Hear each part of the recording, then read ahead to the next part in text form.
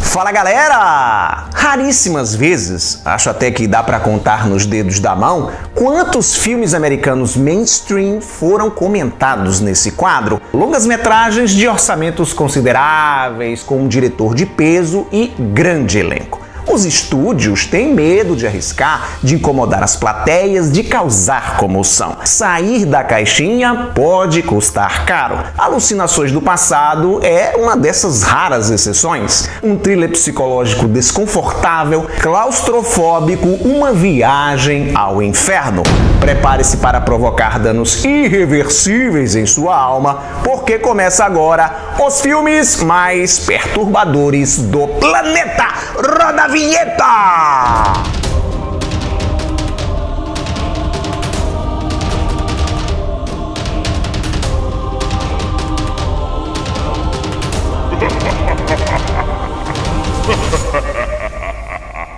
Jacob's Ladder, Alucinações do Passado, é um longa-metragem americano de 1990, escrito por Bruce Joel Rubin e dirigido por Adrian Lyne, cineasta que tem em sua carreira uma cacetada de filmes com alta voltagem sexual, digamos assim, romances tórridos e polêmicos que fizeram bastante sucesso nos cinemas, como por exemplo Atração Fatal, de 1987, Proposta Indecente, de 1993 e o remake de Lolita, de 1997. Alucinações do Passado é um dos melhores trabalhos, quiçá o melhor trabalho do Adrian Lyne. Lamentavelmente, um fracasso de bilheteria, foi mal recebido pelo público, só ganhando o status de cult muitos anos depois do seu lançamento. A trama tem início em 1968, durante a Guerra do Vietnã. Acompanhamos a trajetória do soldado Jacob Singer, interpretado por Tim Robbins, cujo pelotão é pego desprevenido por um ataque surpresa que deixa vários mortos e feridos. A história dá um salto no tempo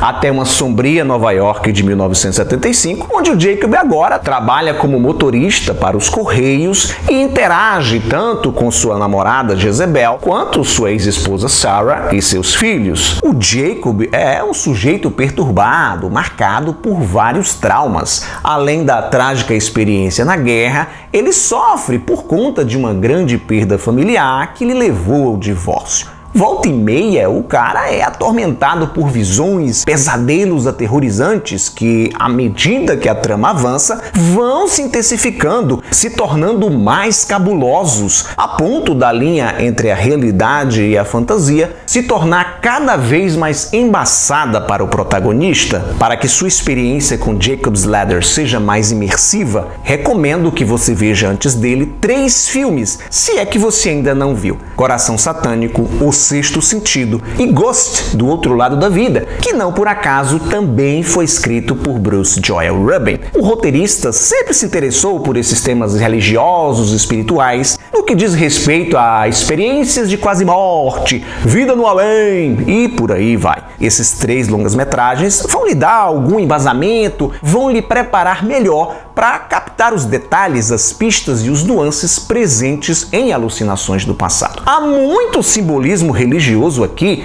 a começar pelo título original, Jacob's Ladder, a escada de Jacó, referência retirada da Bíblia. Essa escada, mencionada no livro do Gênesis, é utilizada pelos anjos para subir e descer dos céus. Preciso comentar sobre outras alegorias presentes no filme, e isso, consequentemente, vai me levar a revelar o final. Se você ainda não viu Alucinações do Passado e pretende assistir, recomendo que você pule o trecho com spoilers a seguir. Para fazer isso, basta acelerar o vídeo até essa marcação de tempo aqui. Por que eu indiquei Ghost, Coração Satânico e O Sexto Sentido como dever de casa antes de assistir o filme do Adrian Lyne? Porque todos eles possuem roteiros metafísicos, e metafísica é o que não falta nesse filme. O longa explora as insondáveis fronteiras do inconsciente, colocando o protagonista no estado híbrido de vida e morte. Complexo, né? Peraí que eu vou explicar melhor com imagens. Logo no comecinho do filme, quando acontece o ataque ao ao batalhão do Jacob, ele é gravemente ferido. E quando eu digo gravemente ferido, é ter seu intestino, suas tripas expostas para fora. A partir daí, o filme brinca o tempo todo com o espectador. Começam umas viagens temporais que deixam o público na dúvida. Será que o cara morreu no Vietnã e essa vida em Nova York são projeções do seu inconsciente? Ou será que ele é neurótico, esquizofrênico, foi exposto a algum tipo de alucinógeno no Vietnã? O longa também abre essa possibilidade. No final, inclusive, aparece um texto dizendo que sim, que o governo americano fez experiências químicas com soldados sem que eles soubessem. São vários momentos que sugerem a morte na guerra. Nos trilhos do metrô, quando Jacob escapa de um trem que vem em sua direção, numa clara alusão à luz divina, o túnel que aparece quando estamos perto de morrer. Esse túnel já foi relatado por inúmeras pessoas que passaram por experiência de quase morte.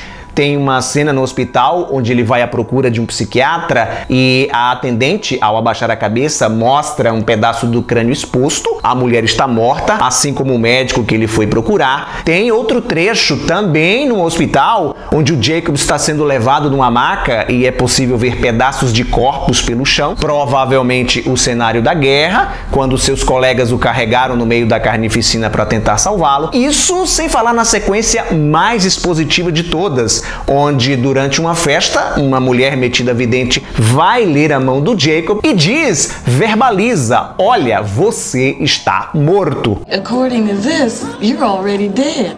Ele também é perseguido por demônios que desejam levá-lo a todo custo. É como se o Jacob estivesse numa espécie de purgatório, onde anjos e demos lutam por sua alma, enquanto ele não decide qual caminho vai tomar. O anjo em questão é o personagem do Danny Aiello, um quiropraxista, onde vez por outra o Jacob está no consultório do cara, estalando sua coluna. Por outro lado, o longa-metragem sugere também uma conspiração governamental. À medida que o Jacob passa a investigar o seu passado, pessoas próximas, amigos, ex-combatentes do Vietnã vão se afastando dele, com medo, como se estivessem sofrendo algum tipo de ameaça. Já bem perto da conclusão, um químico aparece e confirma, diz que de fato o pelotão dele foi exposto a um agente alucinógeno misturado na comida. O ataque que rolou não foi provocado pelo inimigo, e sim por eles próprios, que massacraram uns aos outros. Lembra que no início do vídeo eu disse que o Jacob sofria com a perda de um ente familiar? Então, seu filho caçula, o Gabriel, morreu num acidente. O personagem, interpretado por Macaulay Culkin, não chega nem a ser creditado, sendo que naquele mesmo ano o moleque estouraria com Esqueceram de Mim. No final, o Gabriel aparece para o seu pai e o convida a subir uma escada, a tal escada do título. Sim, o Jacob Singer morreu no Vietnã. Os flash forwards na Nova York setentista são os momentos em que o protagonista estava em coma, lutando para sobreviver. Comparado com várias desgraceiras que eu já comentei nesse quadro, Alucinações do Passado pode ser considerado um passeio no parque. Porém, isso não tira o seu valor, não tira o seu poder de provocar danos irreversíveis em sua alma. A jornada psicológica na qual embarca o protagonista é puro horror, com momentos de gelar a espinha. E não pense que o filme se sustenta apenas na sua grande revelação final.